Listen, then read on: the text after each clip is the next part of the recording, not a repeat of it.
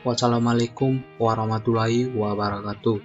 Perkenalkan, nama saya Ernest Patrolan, NBI 14619000156, kelas B. Nama dosen pengampu Aris Sudaryanto, S.St.MT, Fakultas Teknik Jurusan Informatika dari Universitas 17 Agustus 1945 Surabaya. Mata kuliah Sistem Operasi. Jadi di sini saya akan menjelaskan beberapa contoh soal tentang yang pertama adalah FCFS atau First Come First Served Preemptive. Yang kedua FCFS atau First Come First Served Non Preemptive. Yang ketiga SJF atau Shortest Job First Preemptive. Yang keempat SJF atau Shortest Job First Non-Preemptive. Yang pertama adalah FCFS atau First Come First Served Preemptive. FCFS ini dapat diartikan sebagai proses yang tiba lebih dahulu akan dilayani lebih dahulu. Jika ada proses tiba pada waktu yang sama, maka pelayanan mereka dilaksanakan melalui urutan mereka dalam antrian. Proses di antrian belakang harus menunggu sampai semua proses di depannya selesai. Setiap proses yang berada pada status ready dimasukkan ke dalam FCFS WW sesuai dengan waktu kedatangannya. Selanjutnya contoh soal. Kita bisa lihat di sini. Di sini kan ada P1, P2, P3, dan P4. Jadi jumlah banyaknya proses ini adalah 4. Lalu data burst time-nya ada 6, 4, 3, dan 8. Lalu waktu kedatangan 0, 1, 3, dan 6. Nah, kita bisa lihat P1 ini kan berdiri paling depan. Maka proses terlebih dahulu adalah P1. Kemudian untuk data burst time-nya sama dengan 6. Setelah P1 selesai, kemudian P2, setelah P2, kemudian P3, begitupun seterusnya. Kita bisa lihat di sini, pada waktu 0, P1-nya dieksekusi, maka burst time-nya sama dengan 6. 0 ke 6 ini kan 6. Kemudian pada waktu 6, P2-nya dieksekusi, maka burst time-nya sama dengan 4. 6 ke 10 sama dengan 4. Kemudian pada waktu 10, P3-nya dieksekusi, maka burst time-nya sama dengan 3. 10 ke 13 sama dengan 3. Kemudian pada waktu 13, P4-nya dieksekusi, maka burst time-nya sama dengan 8. Kemudian waiting time-nya, di sini kan ada P1, P2, P3, dan P4. Kemudian kita kurang dengan angka waktu kedatangannya atau data-data waktu kedatangan. Tadi kan ada 0, 1, 3, dan 6. Terdapat hasil ini. Ada di P1-nya ada 0, kemudian P2 sama dengan 5, P3 sama dengan 7, dan P4 sama dengan 7. Lalu kita jumlahkan. Untuk mencari average waiting time-nya, kita jumlahkan 0 ditambah 5, kemudian ditambah 7, kemudian ditambah 7. Nah, setelah itu kita bagi dengan 4. Nah, 4 ini adalah banyaknya proses yang tadi, yaitu P1, P2, P3, dan P4.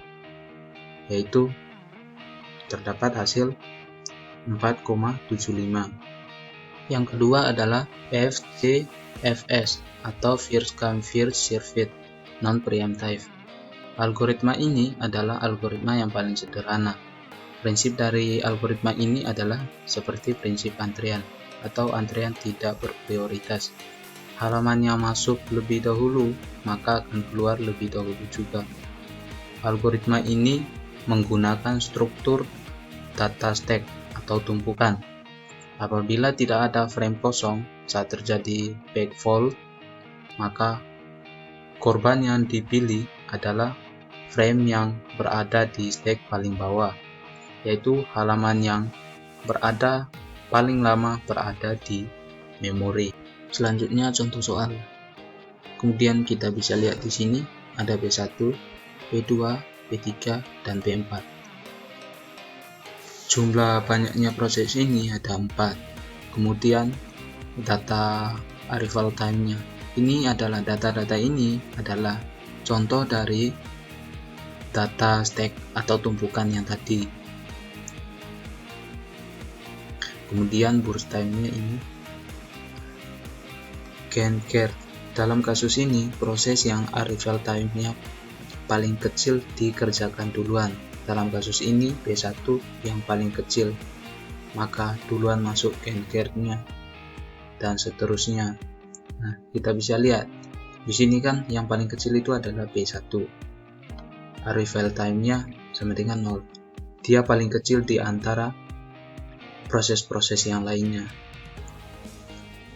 Kita bisa lihat di sini pada waktu 0 P1 dieksekusi, maka burst time-nya sama dengan 8. 0 ke 8 sama dengan 8. Lalu kemudian pada waktu 8 P2 dieksekusi, maka burst time-nya sama dengan 7. Kemudian pada waktu 15 P3 dieksekusi, maka burst time-nya sama dengan 10. Kemudian pada waktu 25 P4 dieksekusi, maka burst time-nya sama dengan 6. Nah, kemudian kita bisa lihat di sini kan ada P1, P1-nya 0. Kemudian P2 sama dengan 8, P3 15, kemudian P4 sama dengan 25. Nah, kemudian setelah itu kita kurang dengan data-data arrival time tadi, tumpukan yang tadi ada 0, 2, 7, dan 11. Nah, setelah itu kita jumlahkan, maka terdapat hasil 28. Setelah itu kita mencari nilai AWT-nya atau average waiting time-nya dengan rumus sigma WT per P. Nah, P ini adalah proses, maka terdapat 28 dibagi dengan 4. 4 ini adalah jumlah banyaknya proses, maka terdapat hasil 7. Yang ketiga adalah SJF atau shortest job first preemptive.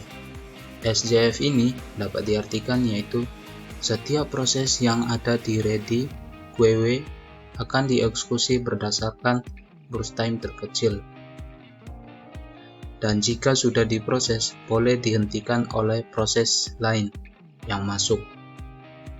Dapat mengakibatkan waiting time yang pendek untuk setiap proses dan waiting time rata-ratanya juga menjadi pendek. Selanjutnya contoh soal, kita bisa lihat di sini ada P1, P2, P3, dan P4. Untuk jumlah proses ini sama dengan 4. Kemudian data arrival time ini adalah 0, 2, 4, dan 5. Kemudian burst time. Kita lihat di sini burst time proses keberapa yang terdapat angka burst time-nya kecil, proses keberapa, yaitu kita bisa lihat proses ketiga terdapat angka 1. Angka 1 ini kan angka yang paling kecil di antara angka-angka yang lainnya. Nah, lalu kemudian kita bisa lihat di sini pada waktu 0 kemudian P1 dieksekusi, maka burst time-nya sama dengan 7. Lalu pada waktu 2 kemudian P2 datang, maka burst time-nya sama dengan 4.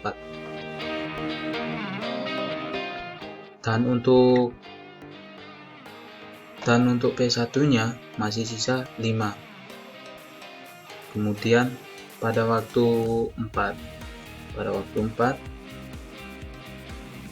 P3 datang, maka burst time-nya sama dengan 1. Dari 4 ke 5 ini kan 1.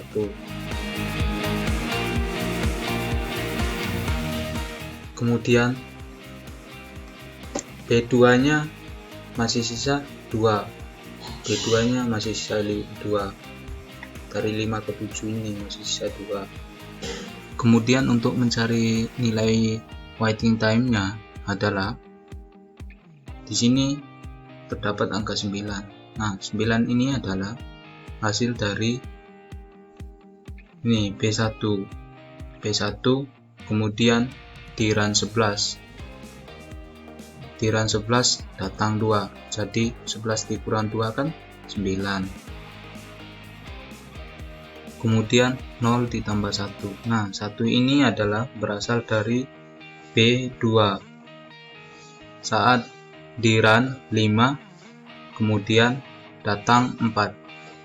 Jadi 5 dikurang 4 kan sama dengan 1. Kemudian untuk P3 ini adalah datang waktu 4 dieksekusi waktu 4.